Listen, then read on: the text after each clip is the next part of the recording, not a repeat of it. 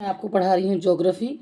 आज का जो टॉपिक है वो है जल मतलब भूमि पर किस तरीके से क्या क्या है। तो मुख्यतः जलवायु और भूमि के भिन्न भिन्न लक्षणों के कारण विश्व के विभिन्न हिस्सों में जनसंख्या का वितरण असमान पाया जाता है। क्वेश्चन आता है जनसंख्या का वितरण किस प्रकार का पाया जाता है पूरे विश्व में।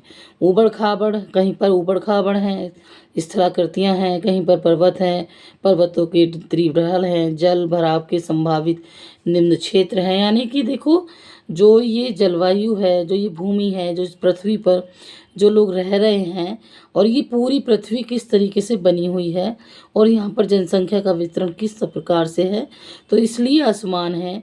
तो जो जैसे पहाड़ी क्षेत्र है, ऊबड़ खाबड़ है और बहुत ही पर्वतों के तीव्र ढाल हैं, तो पहाड़ी क्षेत्रों पर जो जनसंख्या है वो विरल मिलेगी, कम मिलेगी। स्थलाकृति ऊंची नीची है, वहाँ पर भी जनसंख्या कम मिलेगी। जल भराव है, कहीं पर पानी भर रहा, वहाँ इंसान नहीं रह सकते। कि संभावित निम्न क्षेत्र मरुस्थल है, कहीं पर क्षेत्र एवं सघन वन है, कहीं पर सामान्यतः ये विरल या निर्जन स्थान है। ठीक है, इनको निर्जन स्थान भी कहते हैं और विरल स्थान भी कहते हैं। नदी घाटियों और उर्वरक मैदानों में कृषि के लिए उपयुक्त भूमि उपलब्ध होती है।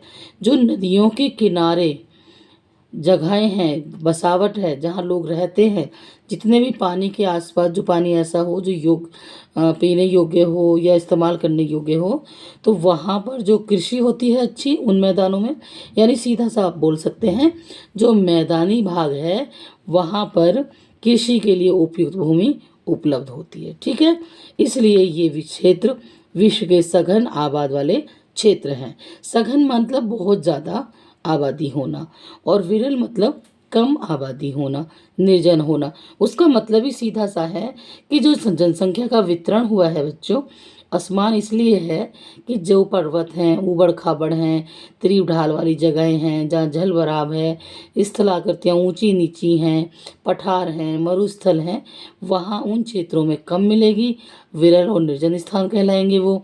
और जो नदी घाटियों के उर्वरक मैदान हैं, जो मैदानी भाग हैं, उनमें जनसंख्या सघन पाई जाती है। तो ये आज का टॉपिक था और बहुत ही महत्वपूर्ण टॉपिक है ज्योग्राफी का।